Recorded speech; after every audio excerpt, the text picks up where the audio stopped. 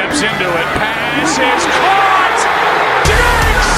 Sideline! Touchdown! Unbelievable! Vikings win it! Oh! He broke his ankles. Now he's got an entourage. And he's got a touchdown. He is Houdini. Going deep into the end zone and caught by Chase. Oh my goodness, what a grab! 34-yard touchdown throw!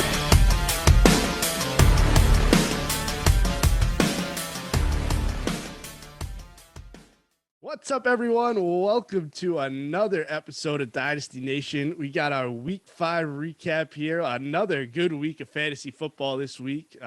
Overall, another great week for New York football. So let's bring in my co-host here, Mr. Rogers. What's going on? Bro, I'm just saying, I don't care what anyone says. Giants are good. Now, they're not great. I'm not stupid. They're a good team. Good team. They're a good team. People love to count them out, man. I love that. Let's go G-Men. 4-1, baby. Beautiful. I don't know if many people thought between the Jets and the Giants they'd combine for 7 wins this year. So look at us. Hey, man. Listen. I'm happy for you guys. All right. I know last week I had a moment of weakness. I apologize again. Yeah. What the hell? I'm sorry. But no, seriously, it's really nice when New York teams are good or just playing, and winning games. Bro, it's nothing better, man. I love better with New York, man. Yeah, exactly. I love to win. That's all it is. All right. So we got a little bit of news to cover this week. So let's jump into the news. Yeah, for sure, man. So definitely compared to last week, not nearly as much, but So the major news to break, Rashad Penny. So he will miss the rest of the season. The distal fibula fractured. So he's done for the year. And tough break, but Kenneth Walker, next man up. Seahawks drafted that man for a reason.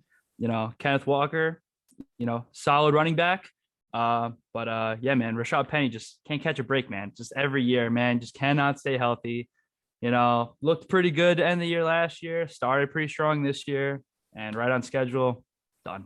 So yeah, excited to see what happens with Kenneth Walker. Didn't really expect too much from the running back side of Seattle this year, but their offense is kind of moving this year. Yeah, Geno's leading the way. So. All right, maybe he's not a fluke, man. Top 10 in fantasy right now. That's so. Probably one of the biggest surprise of the year, I would say. Honestly, yeah. I would say without a doubt. Yeah. So moving on, we also Baker Mayfield is also out now. Tough blow. I believe it's gonna be 2 to 6 weeks. I believe, Jim. High ankle sprain. So yeah, I mean, it's a tough scene. This man was doing a whole lot of talking. He's a very he talks a lot. He's cocky. He's looked pretty mid to say the least. That's being generous. And Panthers are just not good. So now he's out. So they're looking to PJ Walker, I believe, to start. PJ Walker, the star of the XFL, right? A couple of years ago. Oh my God. Yeah, I think so. Just they're awful. So Baker, whatever, they're probably going to be just as bad with Walker as they were with Baker. So yeah, tough. No Baker, no Darnold, no Matt Corral, 3 quarterbacks down right now. So yeah, on to PJ Walker they go. Yeah, they go. And just with that, their head coach Matt Rule was also fired. So I believe I read a report he was owed like $40 million. Like That's ridiculous. They just got rid of him. They're like, we can't take it anymore.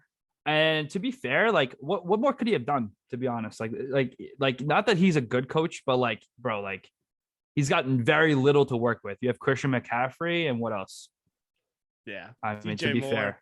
The only thing is, I don't know. But the only thing that makes me curious is if he, over the last 2 years, was the one pushing to get Sam Darnold, then pushing to get Baker Mayfield, and for it to go this bad with both of them.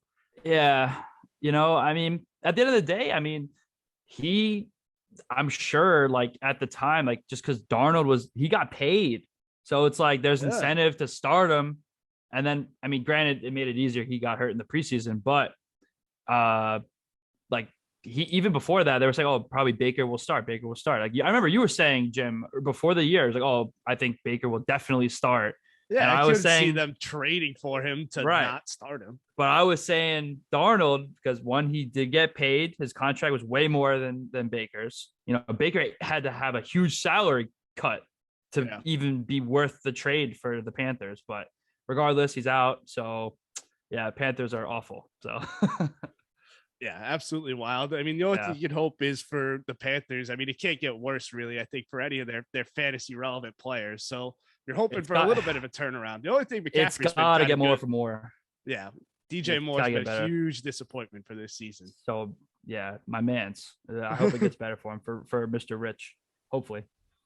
All right. So with that, we did have a trade break before this week started and after we recorded our last episode. So Yes. let's get into this one. This is quite a big one. Oof. One of our contenders here, Chrome Future, adding to the squad, man, adds running back Derrick Henry, tight end Mike Gesicki, and a second-round pick in 2023. In exchange, Evil Empire gets tight end Darren Waller, running back Ramondre Stevenson, and running back James Cook. Woo! Damn. Well, Jim, hate to break it to you. You're no longer the favorite. Just pointing it out there. I'm sure you kind of picked up on that. Andrew, your league to lose, my friend.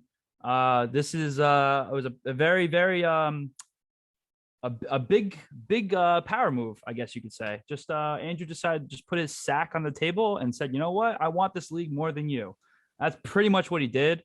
And the craziest thing about it was, you know, I know Richie kind of got into some of the context behind it with who he traded with Mr. Reichel. He didn't really like lose anything of like super value. You know, like he moved Waller, but like Waller was like not doing anything this year.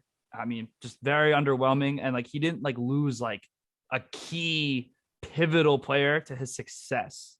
Yeah. That's the thing that gets me. And his only true weakness was the RB2 position, which I said from day one for his whole team. Now he's got Derrick Henry, another proven RB1 that people were like kind of iffy on to start the year.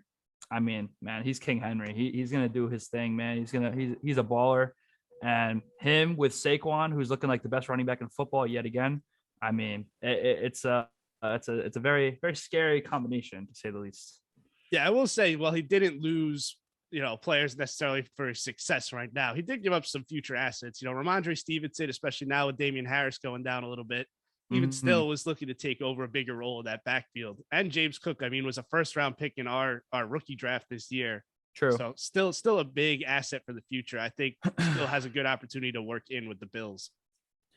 I can agree. I think the thing that makes it a little bit lopsided, in my opinion, is at the end of the day, like I agree with Stevenson, and we were saying he'll take on a more larger role. He does have the pass catching upside, and like you said, Harris is now down. So obviously Stevenson's going to get a lot more work. James Cook, I mean, yes, first round pick in our draft. He's a solid pass catching back. At the end of the day, you know, he's still in a pass first offense and he's their third running back. I think obviously that's for now. Obviously long term, who knows? But I mean, Andrew also got a second round pick out of it, which to me, I mean, and it's a very solid draft, and it's TJ's second rounder. So that's pretty much a late first. And then he gets Mike Gesicki as like a replacement player who's shown to be talented. It's just, you know, lots of mouths to feed. So Gesicki goes elsewhere. I mean, who knows? You know, so I definitely think Andrew just got a lot better, and it's not even close. I mean, again, his only weakness, and he addressed it beautifully. So I'm not going to get into all the context with all the, you know, collusion. No, I'm not even going to go there. Richie can take care of that. Big Rich breakdown. Don't miss it. But yeah, man, Andrew, he's going for it, and it's, you know, it's definitely very crazy to see. He's not messing around. No, definitely not, man. Yeah. So with that though, let's get into our week 5 recap now. Yeah. We got for the first matchup. Let's get your pain out of the way here, Kev. Oh, Run God. CMC 142.68 over Taylor Swift's McLaurin F1, putting up only 75.42 points. It was a rough week for you, Kev. Why don't you go into it? Where do I begin, man? All right, let's start with Thursday Night Football. All right. So no Taylor. So you know what? Everyone's talking about, oh, Kev, you have no depth. Oh, so we have Naheem Hines. Great. And of course, he's no Jonathan Taylor, but starting running back with no Jonathan Taylor. That's why I took him in our startup draft, Not that Taylor has injury concerns, but God forbid, And he's also proven to be a quality pass catching back. Okay. Nyheim Hines comes in, projected like 14 points. I was like, okay, I like to see that. Takes a little dump off pass, gets hit, suffers a concussion. First hit of the game, and he's out. So, he does absolutely nothing, putting up 1 point. So beautiful to see that. And that was basically my week right there. I was like, you can't make it up. This is basically, I already knew what was going to happen. Like I needed everything to go my way. They have a remote chance and needed to start Thursday night. And the craziest thing was you had Jerry Jeudy going, Jim, and he didn't do anything crazy either. So it was had Hines not gotten hit, because you saw how Indianapolis was using those other backs. Like, yes, they would have gotten some touches, but Hines was going to be like a workhorse type role in that game. Yeah. Just the way they were using the running backs. And Matt Ryan is awful. So the dump offs were very prevalent, and Nyheim Hines would have been the guy and probably would have had like 9 or 10 receptions for that game script.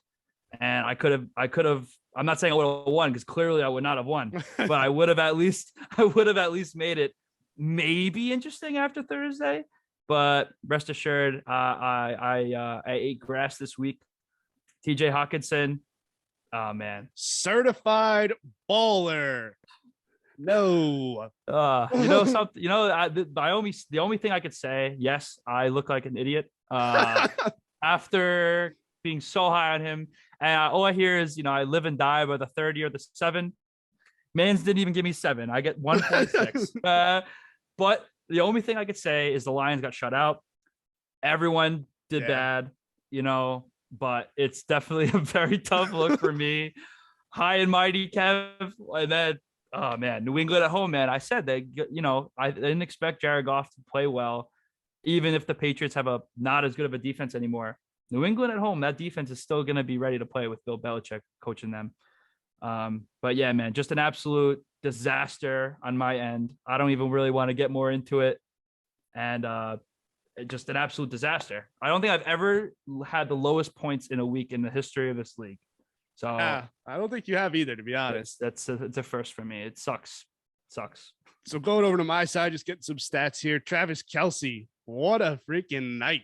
33.5 points, 7 catches, only 25 yards, but not 1, not 2, not 3, but 4 touchdowns.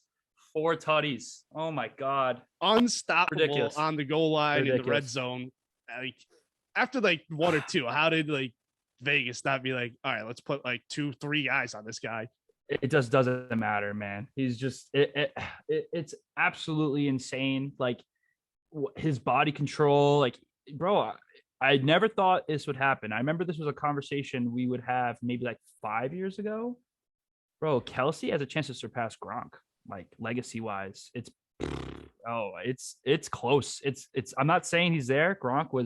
He's still regarded, in my opinion, him, Tony Gonzalez, like greatest tight ends ever. But Travis Kelce is coming, and he's had a fantastic career. And I mean, he's been great since before Mahomes. So it's not even just because he had Mahomes, and Gronk has only had Brady. So It's like, so it's awesome to see. He's one of the best tight ends to ever do it, man. Cooper Kupp continuing his hot streak here, 25.9 points, 7 catches, 125 yards, and a touchdown. Mm-hmm. The Rams are still looking a little iffy. Yeah, they are, man. But for fantasy, Kupp, it don't matter. He's that guy. He's gonna get open. He's so reliable for Stafford. And if the Rams could ever figure it out, maybe they'll do pretty good. Their defense has still got some big names, but when their offense is not doing anything crazy, and your only threat is one wide receiver, granted, best receiver in the game, but still, they're predictable. And it's ugly, man. Dallas just beat them into the dirt. Lastly here, let's look at Christian McCaffrey, 23.4 points, 54 yards and a touchdown on the ground, and 7 catches and 50 yards through the air. Another day at the office for CMC. What more can you say? Yeah, we'll see how it continues, like we said, with PJ Walker and a new coaching staff coming in here. True. Us for that, me, you, and Rich all had me, so we're all 1-0 on the week. But let's go to Chrome Future. 188.48 beating Chicken Parmesan 117.36, putting up the most points of the week again. I believe that's the third time. Third time. And yeah, I mean, dude, where do I begin? I mean, Justin Jefferson, how about it? I mean, 30 points. He had 12 receptions, 154 yards, and a 2-point conversion. Man, that's insane. Josh Allen just breaking fantasy. And I mean, Stephon Diggs was on the receiving end for one of those touchdowns.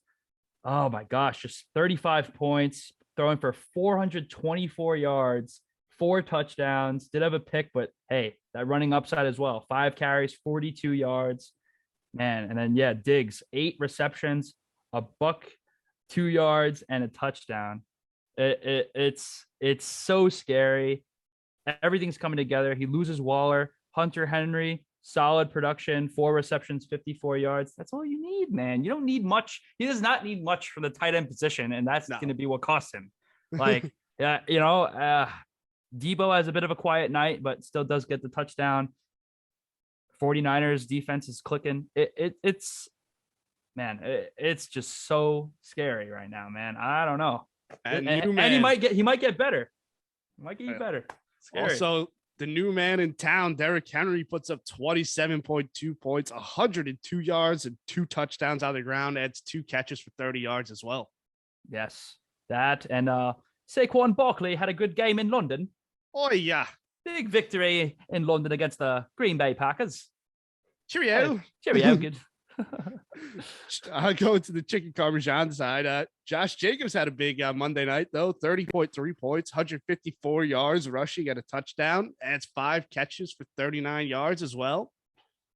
Oh, breaking out, man. I always I always thought he was pretty good, but bro, he's getting the workload now. It's not a fluke going into a bye after back-to-back dominant performances.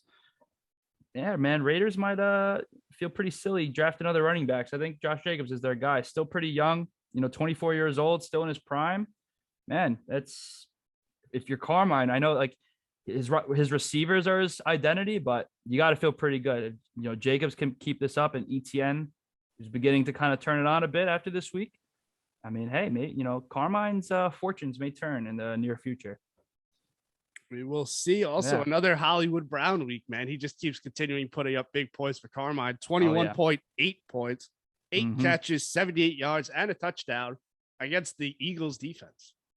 Yeah, man. I mean, that game was I didn't get to watch that whole game, but I mean, hey, it came down to the wire, so I believe it was a field goal, right? Right, Jim? Came down to the field goal. I think they could have tied it, I think. Yes. Yeah, it was back. No Matt Prater, I believe, but still, no Matt Prater. But hey, but yeah, Dawson Knox did not play, so tough look for Carm starting him. But highlight real quick: Christian Kirk, first real dud week. I mean, guy has been lighting it up with targets and capitalizing it. And DK Metcalf, solid week on his bench. I mean, DK Metcalf, 5 receptions, 88 yards, and a touchdown. So. But, Carmine has a plethora of receivers. I mean, if he's not going to compete, I'm sure there could be some buyers knocking on his door in the near future. The other thing I wanted to point out, too, Travis Etienne kind of seems to be breaking out a little bit, maybe taking over some of that RB role in Jacksonville. Puts up 14.4 points for 71 yards rushing, added 3 catches for 43 yards as well. Yeah, man. I mean, at the end of the day, like James Robinson, it's a great story. Etienne's first round draft capital, man. And I mean, they're going to use him, and he's just a better talented back.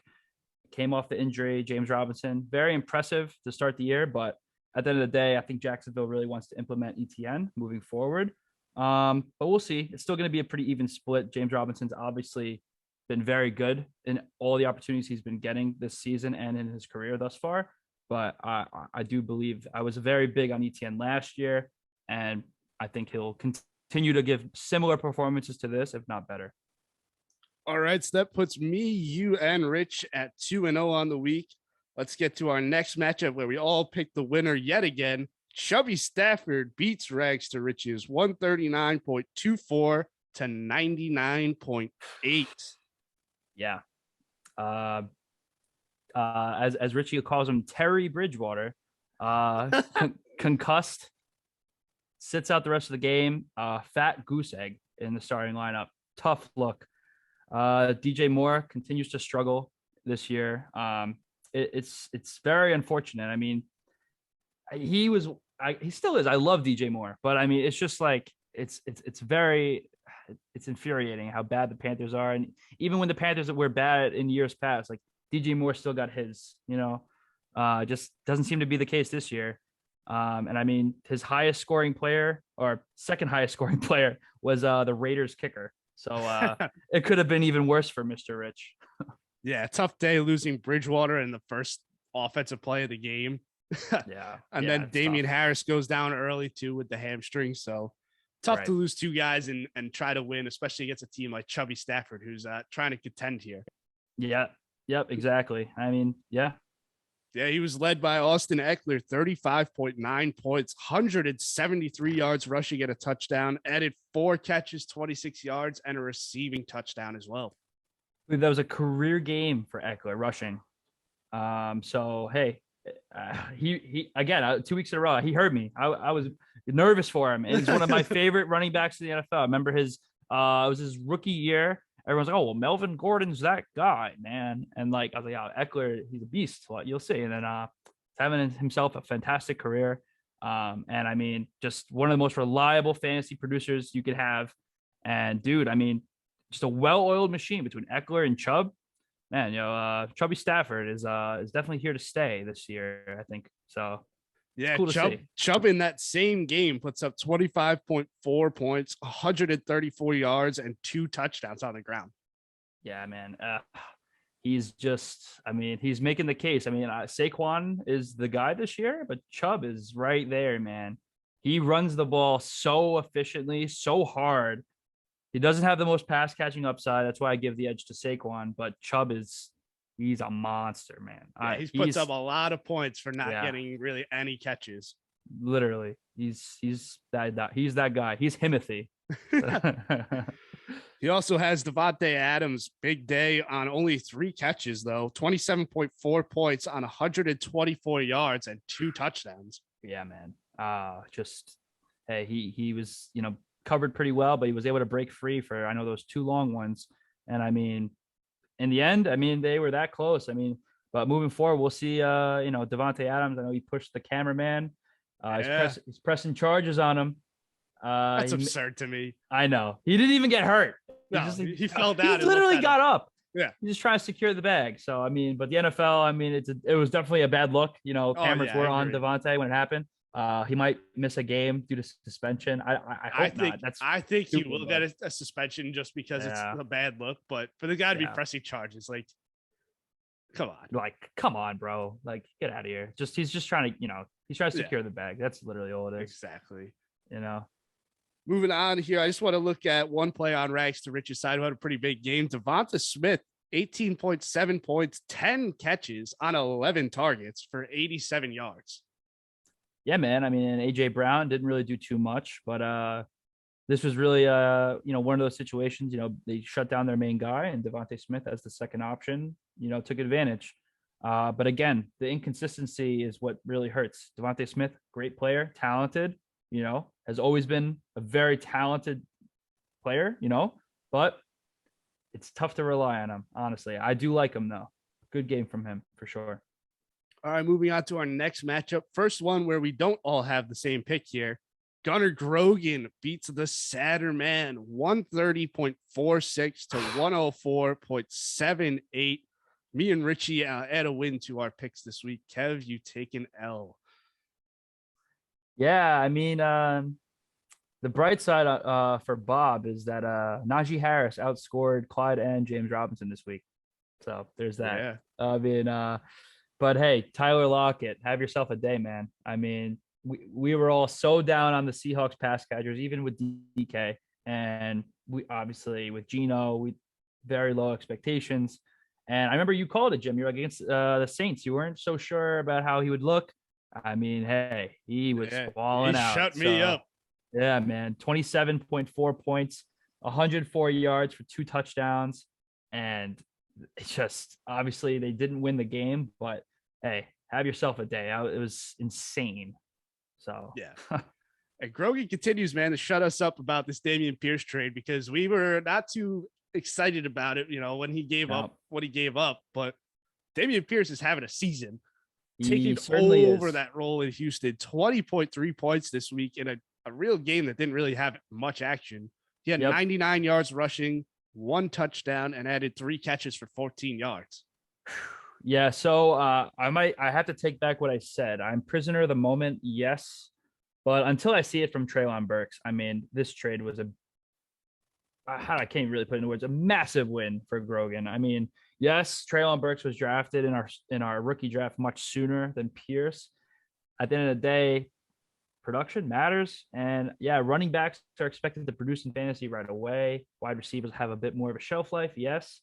But again, with the uncertainty from Burks in the preseason, and again, he hasn't shown anything. Now he's hurt. Like, the Titans are a run first offense too. Like, I don't know, man. So Grogan, happy for you, man. Pierce looks like a really, really good player. And he did get off Najee Harris, who is inefficient as all hell. His yards per carry continue to plummet. And now I could be wrong. I believe Jalen Warren got more of the snap share, Jim, this past week. I didn't look into that. Najee Harris looking like a part-time player. I mean, so it's definitely a tough scene for Bob. He did get a first-round pick out of that trade. Let's not forget. But still, man, and again, like I said, he did outscore barely Clyde and Robinson. But overall, man, it's just an awful look for Bob. Again, I don't mean to kick him while he's down, but we're rivals and all. But losing 2 of those first-round picks, and he sucks. It's like, yeah, he's kicking himself so hard. I know it. You touched on it a little bit here, but James Robinson and CEH, are they falling off what they should be, or are they coming back to reality here? I think well, for Clyde, I think he's definitely coming back to reality. I think he's a gadget player. He can make plays here and there. He's not a workhorse at all. But he's fun, but he's not, especially with that offense, he can't be relied upon to put up the kind of numbers he had been in the weeks past. This is pretty expected for him. I think moving forward, anything over 12, 13, you're like, oh, wow, nice. Just if he gets in the end zone or not. I don't see him scoring as nearly as often as he had been. So I think he'll regress to the mean in that department. But yeah, I don't think he's that good. I'm a little bit worried for him too, especially with the showing Isaiah Pacheco has been having recently too. He looks like he's clamoring to get more and more of that RB share. Go Rutgers. I like Pacheco, man. And I mean, yeah, just real quick on James Robinson, like we said, with ETN, I think he'll just continue to come on. Yeah, man, I think overall they're young, but moving forward, I think their best days of the season are in the rear view window. Just want to touch on a few things for Bob's side. Dallas Goedert, 17.5 points on 8 catches, 95 yards. Pretty solid day for the tight end there. He's a very solid tight end. Very solid tight end. Great game from him. The only thing that did concern me on Bob's side, well, the thing that concerned me the most, I will say, Elijah Moore, as much as I love him, man, 2.1 points in a game where the Jets score 40. Is it something to be concerned about as we move forward here throughout the season? I think so, man. And I mean, I didn't want to come out sounding like ignorant and say, oh, I can't trust the Jets offense. They've been surprising me in terms of their passing volume. They're throwing the ball a lot this year. Breece Hall is obviously playing very well, but he's also, he had over 100 yards receiving, I think, or close to it, right, Jim? 100 on the nose. Broken plays, but still, that's beautiful to see. But the Jets are passing it a lot, and it's very cool to see. Obviously with Flacco, Zach Wilson. But yeah, man, it's definitely concerning. Richie, very good to get off him, and Andrew originally. Great rookie year, but man, it's looking a little concerning for sure right now, for sure, on Elijah Moore. I'm a little concerned, but I do think it's more. I think it's just going to be inconsistent. Like, they have enough weapons that he could have an off week this week, but then next week it could be his week again. So I think it's just going to be hard to know when you should play him and when you shouldn't. That's the thing. And when you'd think it would have been a pretty decent matchup, like, yeah, I mean, because they were had a backup quarterback with Bridgewater and then even a third string. But, like you said, if you're putting up 40 points and you get one catch, like, what is he doing? It's like, it's just not even getting the looks, 4 targets. Yeah. So not ideal. Something to watch as we move on here. But let's go to our next game, Kev, where you get a win and me and Rich were on the losing side here. Bateman and Robin, 100.66 beats Evil Empire 99.7. Yeah. So highlight or headline of this game, Darren Waller, Monday night. It was looking like TJ had it in the bag. And I mean, because he had Juju and Darren Waller. Juju continues to disappoint. And, we had 3 receptions for 33 yards, 6.3 points. Darren Waller out early, hamstring, and, 0. And that's all she wrote. And I mean, he just got him. So what a tough scene, man. That is awful. Acquires Darren Waller in the trade, moving away Derrick Henry, and Jason pulls out a win. And I was able to benefit. I picked Jason. So go Jason. But very fortunate to pull this one out. Yeah, Darren Waller pulling me away from the elusive 6-0 week. But highlighting some players here, we just talked about Breece Hall a little bit. 27.7 points for Jason, 97 yards at a touchdown on the ground, adds 2 catches and 100 yards receiving. Yeah, man. He and I said, I mean, coming into the draft, he was a next level kind of talent. When the Jets drafted him, I couldn't believe it. I was like, oh my God, I thought Michael Carter was that guy. But then at the end of the day, I was saying it. I was like, Breece Hall is just a different kind of talent. Those are the kind of guys you want on your team. Jets took him. I couldn't help but smile. It was a great pick. I said it as soon as they made the pick. And hey, he's looking like an absolute stud, man. Good for you guys. Thank God for Joe Douglas, man. He knows the NFL needs 2 running backs these days. Yeah. But going on, we got Kareem Hunt, 14.7 points, 47 yards rushing at a touchdown, adds 3 catches and 10 yards through the air. Yeah, man, just, get in the end zone and, just continue to find some work in the passing downs. God forbid anything happens to Nick Chubb, Kareem Hunt, skyrocket. Yeah, really another day at the office for Kareem Hunt. Pretty much a performance you'd expect out of him. I would say, for sure. Over to TJ's side, Gabe Davis started the game with a bang with a 98-yard touchdown. Yep. Finishes with 32.1 fantasy points on 3 catches, 171 yards, and 2 touchdowns. Yeah, man. It's just, especially when that was happening, I was like, well, I was definitely wrong on picking this game. But yeah, amazing game from Gabe Davis. Finally, after, a solid couple games of him doing nothing. So definitely good to see. I think we should expect more of this moving forward. Maybe not to this extent, but he should be involved and get his for sure. Yeah, I think you definitely want to see some more volume go to his way than 3 catches. I mean, he did have 6 targets, so. Yeah, right. He capitalized, Yeah. Ramondre Stevenson was part of that trade too. Looks to be on the upside with that Damian Harris injury. He puts up 19.5 points this week, 161 yards rushing. Also adds 2 catches for 14 yards. Yep. I mean, the Lions, awful defense, but hey, we're not even going to get into that. Like you said, Harris goes down. Ramondre Stevenson takes over as a workhorse type back. Great game. Shut him out. Yeah, definitely a great game there from that. But with that, let's go recap our week 5 matchup of the week. All right. So our week 5 matchup of the week was I'm all in facing Fossil Fuel. Me, you, and Rich all on the right side of this one. I'm all in wins 170.84 to 151.08 over Fossil Fuel. And he had a couple guys with big days, Alexi. Yeah, man. I mean, they both did. I mean, this was a very high scoring game on both sides, but in the end, Alexi pulls it out and, do it about 20 points. It's got to feel good for Alexi.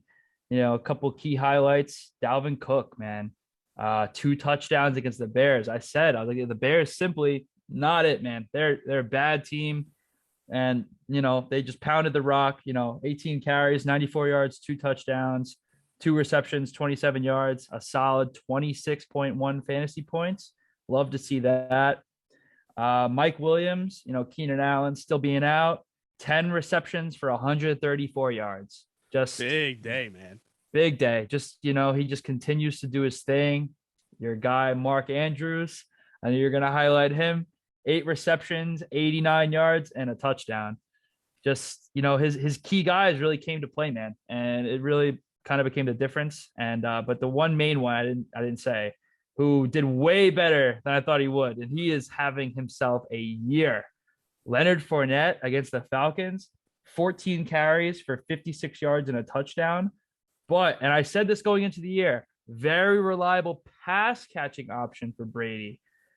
10 receptions, 83 yards, and a touchdown, putting up 35.9 fantasy points.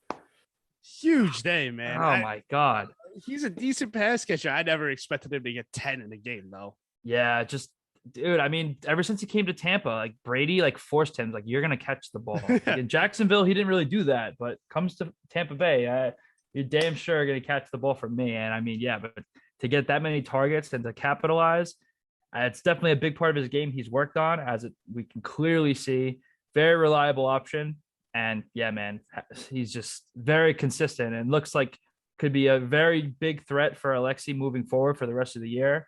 I see no reason why this won't continue in terms of his overall involvement in the offense, and just the production is just going to always be up there. Yeah, man, Alexi is definitely looking pretty good, man, for sure. Yeah, I was a little bit worried about the pass catching going into the year. When they draft Rachaad White, pretty solid pass catching back out of ASU. True. I thought maybe he might be, giving off some of those pass attempts, or receiving attempts, I should say, to Rachaad White. But clearly not, man. Clearly not. Not yet, anyway. To this point. Yeah. I mean, I know the big thing with him was just going into the year, looked a little overweight, and as per usual, there's always going to be the off-season stories. Everyone's so bored. He's got to talk about something. I knew it was mostly just blowing smoke. But yeah, man, Fournette is still a really good player. So, yeah. Looking over to the fossil fuel side, Patrick Mahomes, 30.48 points in a big game against Las Vegas. All 4 touchdowns to my man's Travis Kelce. But he also had 292 yards passing and added 28 yards on the ground. Yeah, man, he just continues to do his thing, man. Yeah, Kelce obviously being on the receiving end of every single one of his touchdowns. But yeah, man, Mahomes just continues to get it done. A really close victory against a divisional rival. So big game for him. Finally, we got to see Alvin Kamara play, and then he shows up to 23.4 points, 103 yards on the ground, at 6 catches for 91 yards through the air as well. Yeah, man, great game for Kamara. Good to see him doing his thing again. And I mean, again, just another also solid pass catching work with 6 targets, 6 receptions, 91 yards. Like to see that. Yeah, man, this is just what we should expect. Honestly, I just hope it's not too little too late for Justin. Yeah, he's had a pretty solid day, especially considering the work Taysom Hill was putting in, vulturing a rushing touchdown, but something you got to look out for. But overall, Kamara looks back to his old form. Hopefully he'll keep it going for Justin's sake. Oh yeah. Amari Cooper has been hot too through the year for the most part. Puts up 20.6 points on the week here. 7 catches, 76 yards, and a touchdown. On 12 targets too. He is very involved. He's that guy for Cleveland, other than Nick Chubb, obviously. But yeah, man, it just makes you think when Deshaun Watson comes back. Ooh, boy. I mean, how much better can it really get, But hey, this definitely Cooper's dynasty value, knowing that the quarterback upgrade is a coming, is actually quite nice. But just quick highlight, real tough look from Jalen Waddle. The quarterback, injuries they've been having. They just haven't been really looking his way. I mean, when Tyreek Hill is on the field, they're gonna give Tyreek Hill the ball, and Mike Evans just obviously Tampa Bay gets the win, but with 4 receptions, only catching half of his targets, almost at 100 yards, but Mike Evans is kind of becoming a I don't want to call him a boom or bust player, but when he doesn't get the touchdown, you definitely can feel the difference in his production. So, yeah, we'll see moving forward. I expect him to have more receptions most games, especially in a exploitable matchup like Atlanta. Yeah, so we did pretty good, I think, picking the matchup of the week. Second and third highest scoring teams this week against each other. So Yeah. Overall, looking back for our picks through the year so far this week, me, you, and Rich all go 5-1. Going to our season totals, Kev, you go to 21-9. I improved to 23-7, and the first one we're keeping track of Rich here at 5-1, obviously on the season. Yeah, man, we'll see. Rich, just to be fair, we call our picks on Tuesdays. You do not. So all I'm saying, injury reports are much more clear by Wednesday or Thursday. No excuses, but just big factor. That's all I'm saying. All right, so with that, let's check in on our standings here in the league. Run CMC in first at 5-0. Then we got Chrome Future, I'm All In, and Chubby Stafford finishing out our playoff positions here, all at 4-1. In fifth, we have Taylor Swift's McLaurin F1 at 3-2. Gunnar Grogan also at 3-2. Seventh, Fossil Fuel 2-3. Eighth, Bateman and Robin 2-3. Rounding out 9th through 11th here, Chicken Parmesan, Satterman, and Rags to Riches all at 1-4. And still at the bottom without a win, Evil Empire 0-5. Just brutal, man. He definitely deserved to win last week too. That's the worst part. Man, I feel bad, but just I don't really see the light in TJ's situation. I know Hopkins is coming back. That's really the big bright spot you can really say. Next week he'll come. Not this week, but the following week Hopkins will return from suspension. But I did forget about that. No, yeah. So he has that going for him, but I just don't know how much that'll really help. I mean, if Hopkins comes back and putting up wide receiver 1 numbers, yeah, that'll make his draft pick a little less valuable. So maybe he does something about that, but we'll see. All right, so let's go ahead and look at week number 6 here. Let's start it off here with 1-4 Satterman versus 1-4 Rags to Riches. You know what's crazy, Jim, is I've picked Bob 2 weeks in a row. And the last time I didn't, he said it's a biased podcast. Yeah, looking at some of these matchups, man. So you got Aaron Rodgers against the Jets. Hey, back-to-back New York teams. That's pretty cool.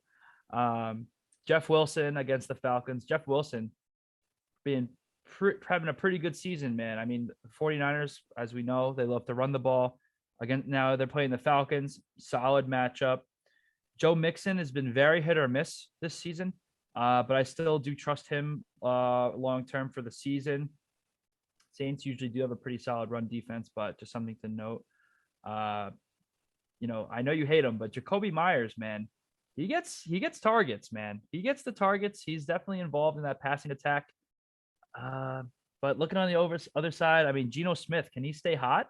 What do we think? It's a solid matchup against the Cardinals, a division game. So who knows what'll happen? Kenneth Walker, his first game as the full-on starter in that same matchup. So it's a tough one, man. I'm looking at both sides. Michael Thomas, his status continues to be questionable. It's really annoying. I'm going to I said this last week, but I'm going to go with the intent that he's going to play and come back. Yeah, I'm going to take Bob again. Woo, man, Yeah. you got that faith in Bob. One thing to note right now, he's got Najee Harris on the bench. I agree wholeheartedly. Najee's got to show it, man. He has been very, very pedestrian and just inefficient. Just he's got to show us something. Honestly, I agree with the move. So some of the things I want to highlight this matchup: Adam Thielen going against Miami on a defense that just gave up 40 points. Look for Thielen maybe to get going a little bit more here against the Miami Dolphins. Mm-hmm. And Joe Mixon, who you talked about, going against New Orleans.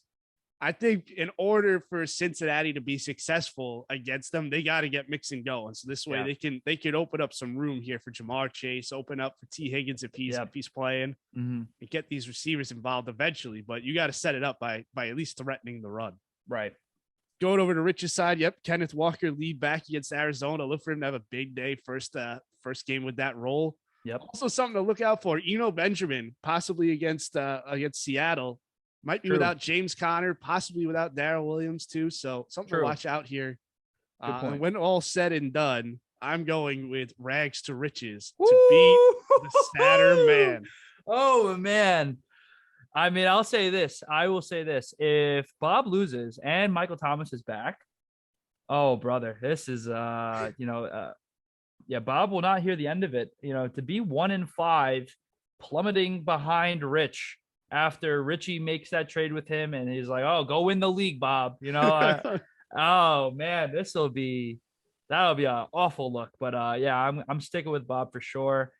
Richie, I just view him as a very it's boom or bust to say the least, man. As we said, he led the league in scoring and then does shit the following week. I just think it's a lot of risk on his team. I do like Geno this week. Kenneth Walker, like we said.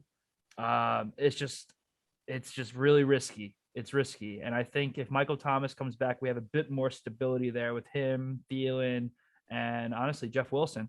So we'll see. Hopefully Dobbins can, the Ravens Giants game is actually going to shape out to be pretty good. Fun fact. I just wanted to point this out for all our gamblers out there. Giants, they were given 6 points a couple of days ago. Spread has already changed. Now they're only getting 5. I don't know. I'm just saying, go Giants. But Dobbins, I expect him to have a bit more of a bounce back. That said, he's still gonna get shut down by the Giants. Sorry. But man, going with Bob for sure. All right. So already we got one different. So let's continue here. Next, let's go to 4-1 Chubby Stafford versus 0-5 Evil Empire. Yeah, so the Raiders have a bye. So I know Jimmy would have no Devontae Adams. Looking at his bench, he's got Tyler Boyd. So probably plug him in. It does also have Corey Davis there as potential options for him. Austin Eckler, Nick Chubb just continue to dominate. Very, very dangerous combination. He has been having some woes at the quarterback position as of late between Stafford and now Trevor Lawrence. Jaguars are kind of losing their steam, losing their edge a bit. Hopefully they can reclaim it against the Colts, who they've already shut out earlier in the year. And then on Evil Empire side, Kyler Murray against the Seahawks. I think that's a great matchup. And I think he'll have a big bounce back game as opposed to how he did against the Eagles. Ramondre Stevenson is going to continue to be that workhorse guy. Man, this one is tough, but I don't think I can pick against DeVito with his playoff aspirations. So, yeah, this one is a little bit closer, I think, than we feel comfortable with, to be honest. It definitely is. It is for sure. Yeah, TJ's got some pieces here. All season we've been saying he's got pieces. It's just they can't come together at the right time to put up the points, or somebody gets hurt, or it just hasn't worked out for him. And with that, I'm gonna stick with Chubby Stafford too. Yeah, I'm a little bit worried. Devontae Adams on Devontae Adams on bye. Keenan Allen still up in the air about a field play, so that could be 2 big receivers. He's out. But I think he'd be all right filling him in with Tyler Boyd and Corey Davis, as you mentioned, as potential options. Right. Over on Evil Empire side, though, Ramondre Stevenson getting the full workload against Cleveland could be big. As you said, the Raiders on bye, so obviously no Darren Waller. Whether he's injured or not, he will not be playing. Right. So look to him to fill that with either Evan Ingram or Robert Tonyan, who are on his bench going into this week. And a quick highlight, Gabe Davis against Kansas City again. So last time they played, 4 touchdowns in the playoffs, an NFL record. And Gabe Davis coming up a big game. I know the Bills are going to want to get Gabe Davis involved against them again. So that, that could be big. But then I also think, Gabe Davis has 30 points last week, and TJ can't get it done. So, I mean, what more can he really get out of him and pull it out? And against a team that's built to make the playoffs this year. So, but I do like a lot of his matchups. Jamar Chase has definitely been sluggish, to say the least, as of late. I think he could turn it around at any given moment. So I'm not discounting that, but I just got to see it from TJ before I feel comfortable picking them, especially against a team like DeVito. All right, let's go to our next matchup here. I'm all in 4-1 versus 2-3 Bateman and Robin. Yeah, man. This one I think is a little bit more clear cut in my opinion. I'm gonna go with Alexi this week against Bateman and Robin. However, I will highlight Lamar Jackson. I always expect him to put up some good numbers. I think the Giants are heavily slept on, but I mean, I think Lamar will do his thing. And I think the Giants might fuck around and win against the Ravens. Wink Martindale, he knows Lamar Jackson inside and out. And Lamar might not put up the projected 23 points. He still should be good, but I'm just saying Giants are being slept on a little too much. They might, if they beat the Ravens, they are officially for real. Just as an aside, Breece Hall against the Packers. I think the Jets are rolling right now. They're feeling pretty good offensively. I think he'll continue to do his thing. But I mean, I just think looking at Alexi's side, all these options I feel pretty good about. I mean, Brady, Cook, Fournette, Olave, Andrews, Montgomery against Washington on Thursday night. It's just it's just too many weapons to really feel comfortable not picking him. So yeah, I'm taking Alexi rather easily this week. Yeah, I agree. It's pretty easy. I think this matchup, no offense to Bateman and Robin here, just a real well-rounded lineup here from Alexi right now. Yeah. The running backs, Dalvin Cook versus Miami. I mean, Breece Hall just came off a game where he 200 yards of total offense. Right. Just about. Exactly. Look for Dalvin Cook to get going there. Leonard Fournette against Pittsburgh. Their defense has just been in shambles. Right. Not looking too good either. So a couple of good matchups here. He has Olave in the lineup right now, but I expect him probably to be out with the concussion protocol, especially with the changes. Right. Even if not, I would see him maybe pulling him for Mike Williams, who's some reason on the bench right now. Yeah, we'll see what happens. Like I said, yeah, I didn't even mention that, but whether Olave maybe he clears protocol or not, either way, man. I mean, yeah, he's got Mike Williams there too. So it's so I think you're looking to get him in the lineup here. Yeah, I would. Yeah, I'd say. All right, let's go to our next matchup here. We'll go with 5-0 Run CMC versus 1-4 Chicken Parmesan. Yeah. So what's crazy, Jim, about this week is, I mean, it was always going to be you to pick, but it doesn't get any easier for Carmine. Josh Jacobs playing great, and now he's got his bye. Brandon Cooks has his bye, but now, I mean, he does have the plethora of receivers, so he'll plug DK Metcalf back into the lineup. So for his replacement running back, he's going to be looking to Melvin Gordon or Miles Sanders. So Miles Sanders, the Eagles are, looking really good, but against the Cowboys, that could be a bit of a dogfight. Dallas has had a very good defense as well this year, and Sunday Night Football, so that could be pretty exciting. And Melvin Gordon is playing Monday night against the Chargers. So Broncos stink. So I'm sure he'll go with Sanders there. But yeah, man, what else can I say? You have way too many weapons to ever pick against you against a team that I think will be bottom 3. So yeah, I'm going with you. Only thing a little bit concerning from my side would be, obviously with the Lions on bye, I have no Amon-Ra St. Brown. If T. Higgins can't go, probably look to George Pickens to fill that role then, which I would feel actually all right with. But I'm going to stick with myself as well this week. Just another case of my team kind of rolling right now, and Chicky Parmesan, see if he can get it together. Right. Exactly. All right, let's go to our last matchup before we get to the matchup of the week. So we will go with 4-1 Chrome Future versus 2-3 Fossil Fuel. Yeah, I expect this to be a good matchup, man. I think Justin is he's desperate, man. I wouldn't even be surprised he tries to make a move before this matchup. Looking at his flex spot, he's currently starting. Do we have some insider info here? I'm not saying a word. All I'm saying is Curtis Samuel is in his flex right now. He's been having a good season, but Thursday night, I mean, the Bears stink, but it's hard to trust any of the pass catchers in Washington right now. As a McLaurin owner, I'm saying that it's kind of inconsistent. I'm not really sure what to expect. But if Samuel has a good week on Thursday night, I mean, this could be looking like Justin has a chance because, I mean, I do like a lot of his other matchups across the board. The only iffy one is, we got the quarterback duel here. Josh Allen and Patrick Mahomes are going at it. So that's going to be pretty exciting.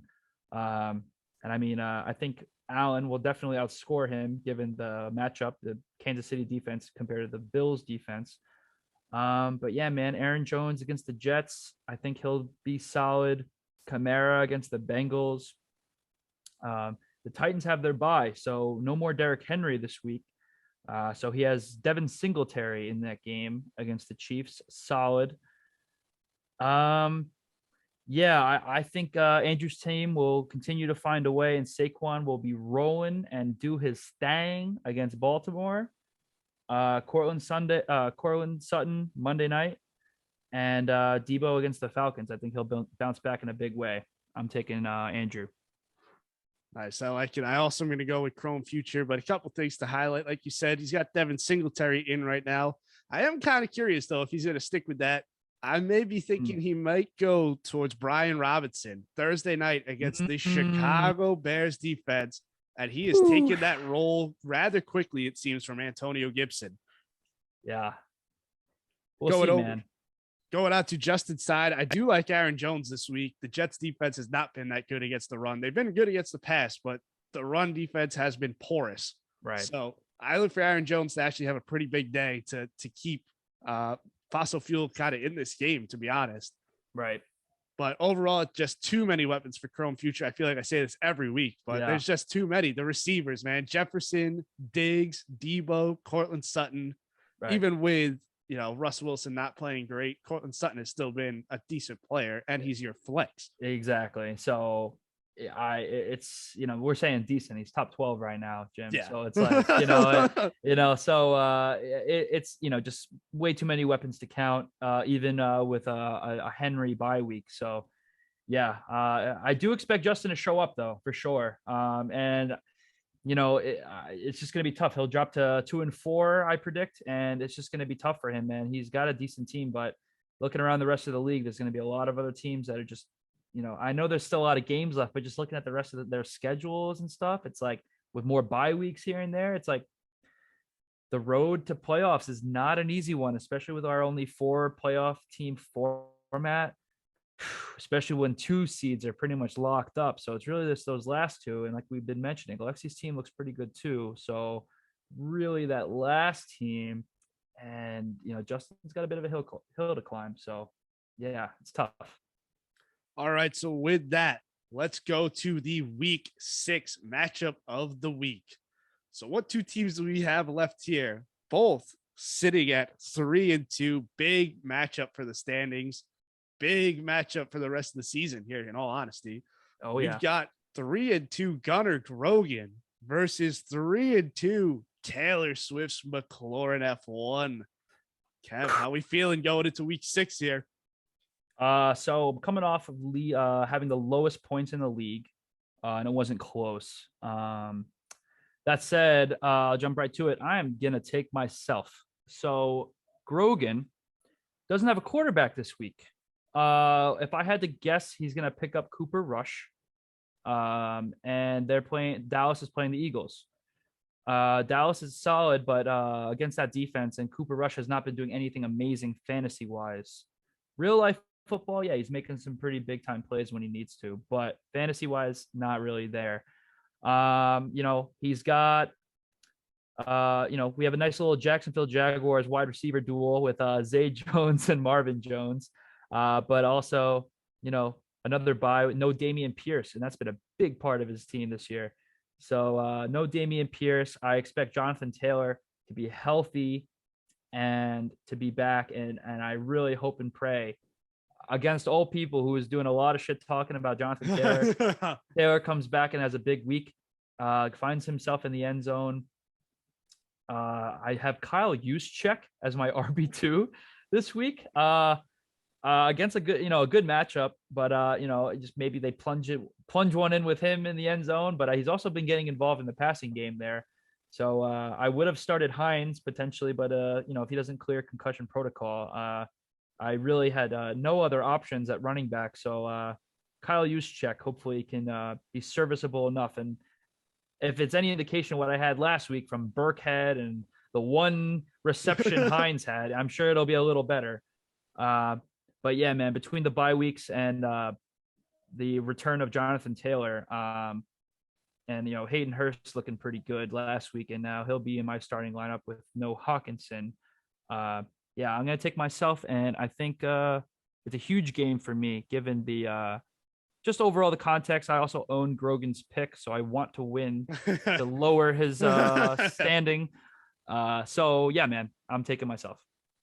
Overall, I'd say this is a pretty sketchy game for both of you guys here. Yeah, you're really relying here on Jonathan Taylor to come back. If not, it is barren in the running back room for Taylor Swift-McLaurin. Oh yeah. But rumor has it, Kyle Juszczyk is fullback 1 in fantasy, so you got that going for you. Yeah, I love it. Hey, fire pickup. Tyreek Hill though goes right now questionable with the quad, but I think he's going to go against Minnesota. I wouldn't be shocked. Terry McLaurin against Chicago, another decent sized matchup for you here. See if they can get the ball rolling. Got to capitalize. Right now, you got Paris Campbell in the flex, which I was on Paris Campbell to start the season, and I was very much disappointed. I don't think that's going to be your answer. See if that stays in your flex. I am curious. We'll see about that. Also, I'm curious if you may be working something out here to get another running back in for this week via the trade. I don't know. We'll see. But we'll see. But yes, over to Grogan's side, not having Dameon Pierce has been his best player all season. Is going to be a huge gap to fill. And I don't think he's going to be able to fill that gap successfully, especially also not having a quarterback at this moment. I'm going to lean Taylor Swift-McLaurin F1 this week. Yeah, it's a must-win game for me, honestly. If I lose, I mean, I'll just pack it in, boys. It's been a good year. But yeah, I do expect to win. I think my guys are going to show up, after having an awful week last week. I just think, like I said, Jonathan Taylor, as bad as he's been, we noted it. I believe it was like 2 or 3 weeks ago, Jim. Taylor had, for the first 2 years of his career, he had tough starts, and then he turned it around after a while. He missed his first career missed game. Comes back healthy. He didn't have a high ankle sprain, just, nicked it up a little bit, needed the time off on the quick turnaround. Thank God they benched him, make sure he's healthy, rest him up. And, people forget how good he is, man. He's having an awful start to the year, but he's Jonathan Taylor, man. He's Jonathan Taylor. He's no fluke. He's a very good running back, very good player. I think he's going to turn around this week. Yeah, I expect if he is healthy to finally get going here a little bit. Yeah, there's no way this man stays down all season. I just don't believe it. No way. All right, Kev. So with that, our week 6 picks are wrapped up. Anything you want to add for the people here? Oh man, honestly, if you guys always make it to the end of these videos, from me and Jim both, from the bottom of our hearts, thank you so much for supporting. I mean, we love doing this stuff, and it's really just for fun. Obviously, a small little Dynasty league that we in, and we love it. But if you guys enjoy the content, be sure to give us a like, consider subscribing, and yeah, man, be sure to check out the Big Rich Breakdown. Thanks again, guys. Yeah, it's awesome. Yes, like you said, make sure you guys catch the Big Rich Breakdown coming up here. And with that, we will see you to recap this week 6 and get you looking forward to week 7. Peace out.